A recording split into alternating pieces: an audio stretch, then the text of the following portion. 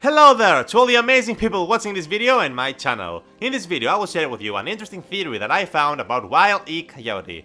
For those of you unfamiliar with the name, he is one of the famous Looney Tunes, mostly well known from the Roadrunner show, where he unsuccessfully tries to catch the Roadrunner again and again, and here I'm going to explain why Coyote has never managed to catch the speedy bird. So, without any further delay, are you ready? Let's get started.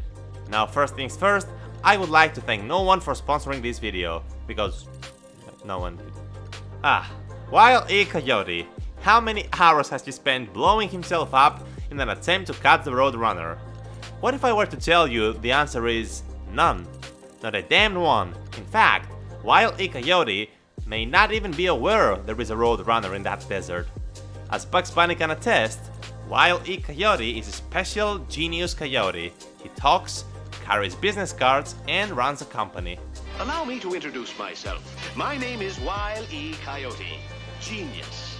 So why is it we never hear him speak a word while carrying around the desert on roller skates while strapped to a rocket? Because we never seen him in the desert at all.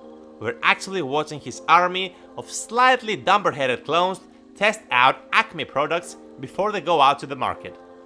WILE E Coyote, the card-carrying genius, talks in multiple episodes, almost all of which feature Bugs Bunny. He does more than talk, he expounds upon his genius.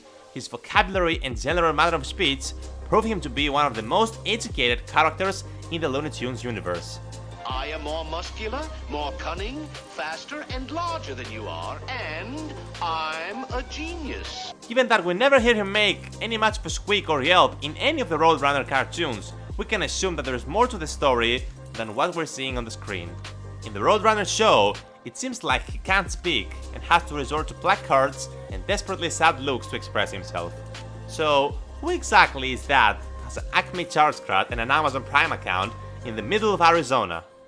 Coyote Clones. Huh? According to the MERRIE MELODIES universe, there are hundreds of them in existence, and they all appear together in the episode Ready, Set, Zoom. There we see a coyote attempting to catch the Roadrunner by putting on a female Roadrunner costume.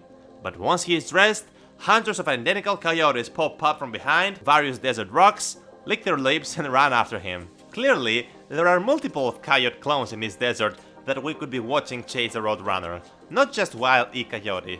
In Guided Muscle, the coyote walks off camera and returns with a sign that says, "Wanted. One gullible coyote. Applied to manager for this theater." Every time you see a coyote die in the Roadrunner cartoon, he's actually dying and being replaced by a new clone, picking up where the old one left off, and that's why the coyote is constantly surprised by the Roadrunner. In pretty much every single episode, the coyote is shocked by the Roadrunner's speed, sometimes so shocked that his jaw drops to the ground. You'd think that after a couple of attempts to get the Roadrunner to smack into a fake tunnel painted on the side of a rock wall, WILE E Coyote would stop being surprised by how fast that bird can move.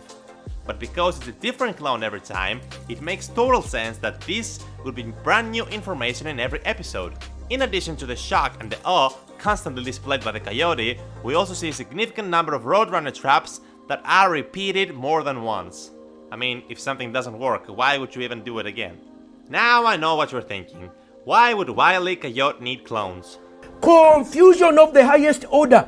Well, to test Acme products, and the desert is the perfect location to test those products. Another add to this theory is that WILE E Coyote is in fact the owner of Acme. Need proof? Here it is. Well, not the best of proof, but it would make sense that the owner of the company would want to test his products before releasing them to the market, right?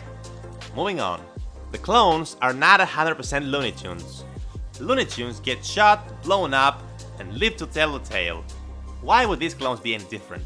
Because they aren't original Looney Tunes, they are just subpar copies. If they were originals, they could take a licking and keep on ticking. But like how they don't have the same verbal capacity as the original WILE E Coyote, they also don't have his staying power. We see Looney Tune characters survive a whole host of situations, but usually when we do, we physically see the aftermath of that damage. For example, Daffy Duck gets shot in the face and it just sends his bill around the back of his head. Sylvester climbs down a chimney and gets lit on fire by Tweety. Yosemite Sam gets blown up by explosives and shot in the face all the damn time, with nothing but a few holes in his hat or a lit mustache. But with the coyotes, we often are not shown what happens after they've been the victim of their own acme traps.